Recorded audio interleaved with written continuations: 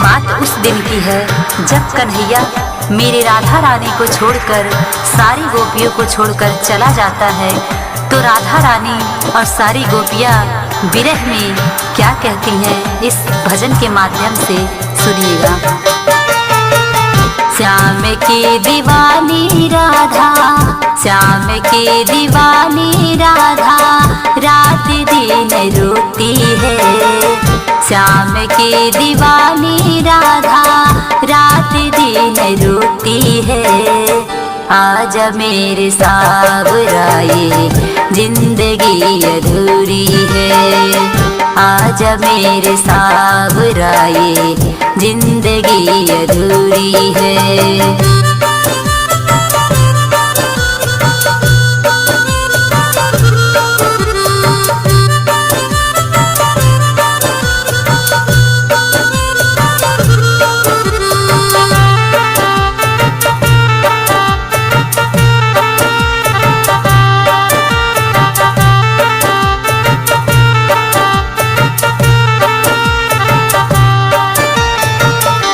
पल पल बिताए श्याम तेरी मीठी यादों को, कैसे भुला दूं श्याम तेरे इन इरादों को।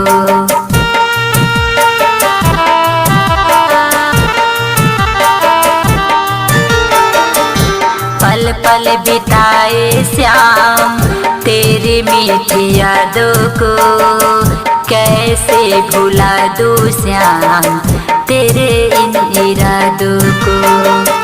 प्रेम में रूठी राधा विरह की ये मारी है।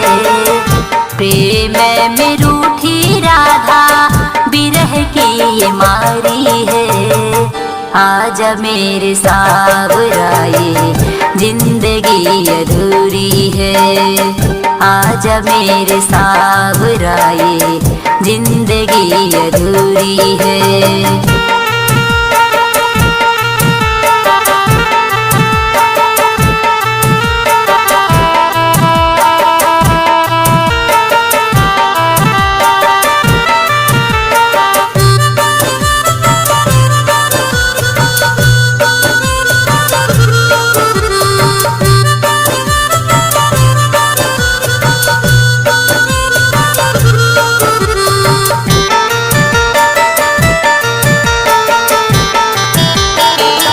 एक बार कह दो मोहन घुट के मर जाने को, नाम नहीं लेने दूंगी फिर कभी जमाने को।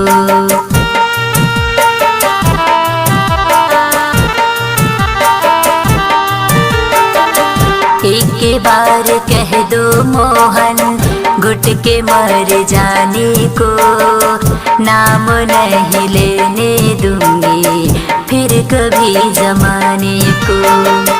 नैनों से बरसे बदरा दीदार की खुमारी है।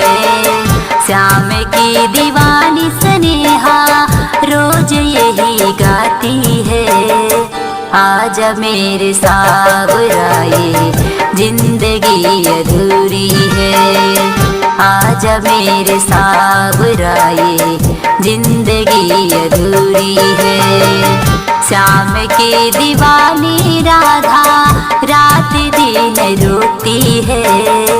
आजा मेरे सावराए जिंदगी अधूरी है। आजा मेरे सावराए जिंदगी अधूरी है। आजा मेरे सावराए जिंदगी अधूरी है।